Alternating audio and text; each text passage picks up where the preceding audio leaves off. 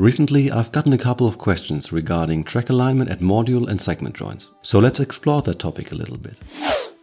When joining modules, there are basically two options, either using a piece of sectional track to bridge the module joints like N-Track does, or having the track end right at the module edge. I'll only address the second option in this video. Before I start, I also want to clarify what I mean when I use the word module. A module is anything between faceplates that adhere to some modular standard without regarding size and shape. If the modules adhere to a compatible standard, they can be put together in any order, even when built by different people. So the Olive Street module is indeed a module. The much larger Glacier station is also a module. This is an adapter module with a different standard faceplate at each end. And this little guy is a module too. A module can be made up of several segments. Segments only go together in a specific way and are not interchangeable between each other. Olive Street is a module that is made up of two segments. The difference is important because when joining modules that have been built by different people or even by the same person at different points in time, there need to be tolerances to allow for the inevitable differences in track positions with respect to the faceplate.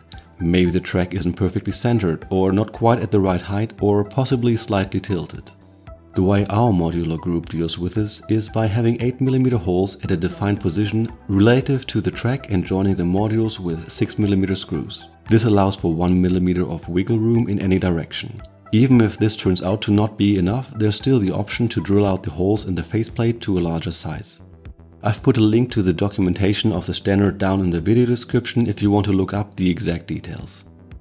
This method works well enough for single track or double track modules, but when you have multiple tracks crossing segment joints, the required adjustments to get a decent alignment for each and every track get really old really quickly. Even if you just want to join segments with one or two tracks without having to adjust anything, alignment dowels offer an easy and repeatable way to get consistent alignment.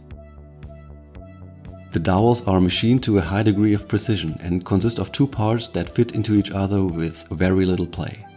If they are placed as close to the sidewalls as possible, you can maximize the benefit because the tolerances of the track between the dowels will always be smaller than the tolerances of the dowels themselves. Here are two faceplates that I've prepared while building Glacier in case I ever want to expand the siding length in the future. I clamped the faceplate pairs together before drilling through both faceplates in one go and used a two-component epoxy to glue the alignment dowels in place. It's important to make sure that the dowels are flush with the surface of the faceplate before letting the glue set.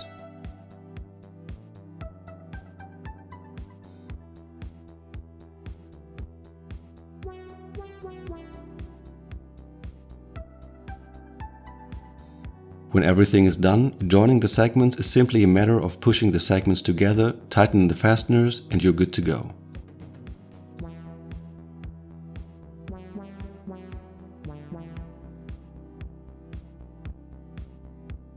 I hope you found this short video helpful. If you have any questions, let me know in the comments.